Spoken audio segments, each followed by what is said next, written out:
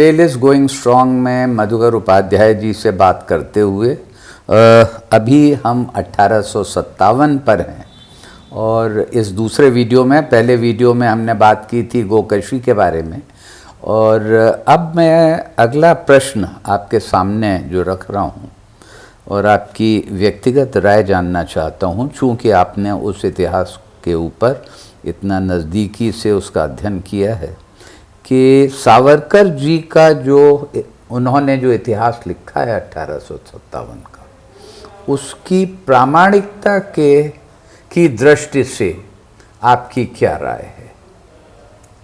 देखिए, प्रामाणिकता तो असंदिग्ध है जी, उसमें तो कोई दो राय हो नहीं सकती है। Savarkar is a difficult person to understand जी। आसान नहीं है उनको डिकोड कर सकना।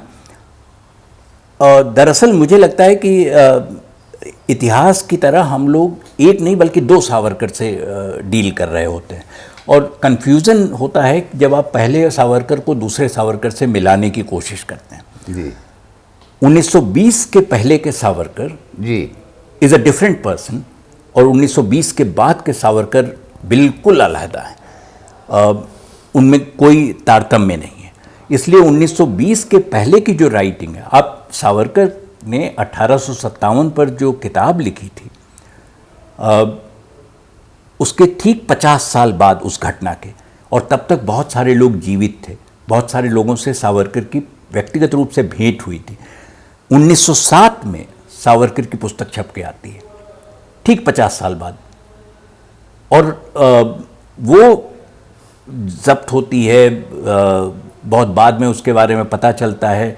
अगर आप वो किताब पलट के पढ़ लें एक बार, और मैं कहूँगा कि ऐसा अद्भुत, जैसे मैं अपने आप को समझता हूँ कि मैं हिस्ट्री का स्टूडेंट नहीं हूँ, मैं इतिहास उस तरह नहीं लिख सकता जैसे इतिहासकार लिखते हैं। सावरकर के साथ भी यही बात है, वो इतिहासकार नहीं थे लेकिन इतिहास की समझ रखते थे, और ये मानते थे कि इतिहास सिर्फ बड़ी घटनाओं का नाम नहीं होता है, छोटी घटनाओं का भी उल्लेख उसमें होना चाहिए, और उस हिसाब से उन्होंने 1857 के टुकड़े जोड़े। उसमें आप पढ़ेंगे तो जो बात हम 1857 के सिलसिले में पिछली बार कर रहे थे कि कैसे ये यूनिटी समाज में थी जी, और कैसे उसके टूट जाने का खतरा या टूटने का डर सता रहा था लोगों को, सावरकर मेंशन करते हैं इसे जी। सावरकर एक हिंदू रानी को पानी पी पी के कोसना कि तुमको कीड़े पड़े और ये वो, क्योंकि तुमने अंग्रेज़ों का साथ दिया, और एक मुस्लिम शासक की इतनी प्रशंसा करते हैं कि उसको तो स्वर्ग में जगह मिलेगी। तो आप जब 1907 की जगह 2007 आया तो मैंने बीजेपी वालों से कहा कि भाई, अगर गांधी जी की किताबों के 100 साल हो रहे हैं, अगर हिंद स्वराज का 100 साल हो रहा है, तो सावरकर की किताब का भी 100 साल हो रहा है, ये भी छाप दीजिए जी। ये लोगों को मालूम होना चाहिए। किसी की हिम्मत नहीं पड़ी बीजेपी में कि वो सावरकर की किताब छाप दे, क्योंकि इनके पूरे डिस्कोर्स के खिलाफ पड़ जाएगी, और ये 1920 के पहले के सावरकर है।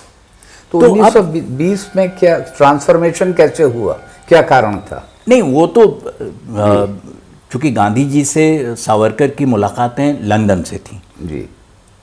भारत में वो पहले नहीं मिले थे, लंदन में ही मिले, और वो जब डिनर के लिए गांधी जी को इनवाइट किया सावरकर ने, तो उस समय सावरकर मछली बना रहे थे, पका रहे थे जी, और गांधी जी ने खाने से मना कर दिया। तो सावरकर ने कहा कि अगर तुम खाओगे नहीं कुछ तो शरीर में ताकत नहीं रहेगी, तो लड़ोगे कैसे? गांधी इस पूरी बहस से एक बार वो मांस खा के, एक बार क्या मतलब, वो तो कहते हैं लोग कि एक बार गांधी जी ने अपने दोस्त के कहने पे गोश्त खाया था। वो दरअसल 6 महीने तक खाते रहे थे, और सिर्फ इसलिए कि कुछ लोगों ने कहा कि अगर मांस खाओगे तो ताकतवर बनोगे, तभी अंग्रेज से लड़ पाओगे। लेकिन हिंदुस्तान तो 1920 का 1920 से पहले की बात है ये जी। तो वो जो हिस्सा है जो दशहरे की एक बैठक हुई थी जिसमें दो ही वक्ता थे, गांधी जी और सावरकर, और अगर आप दोनों की स्पीच उस समय की पढ़ लें जो लंदन में हुई थी तो आपको समझ में आएगा कि अलग कहाँ होते हैं ये और शुरुआत कहाँ से होती है।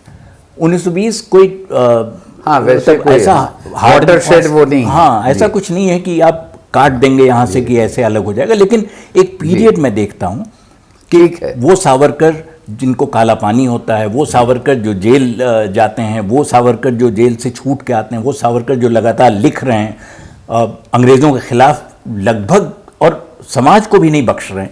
मैंने आपको उदाहरण दिया कि कैसे उन्होंने 1857 वाली किताब में ये सब बातें लिखी, तो वो एक अलग सावरकर हैं जी। और जिस सावरकर से ये लोग जिनको आइडलाइज करते हैं भारतीय जनता पार्टी और दूसरे लोग, ये बिल्कुल दूसरे सावरकर हैं। ये पहले वाले सावरकर को तो शायद छूना भी नहीं चाहते। तो ये उस व्यक्ति के साथ अन्याय है। ठीक है, हाँ। बहुत बहुत धन्यवाद मधुकर जी, हमारी ये बातचीत जारी रहेगी, देखते रहिए।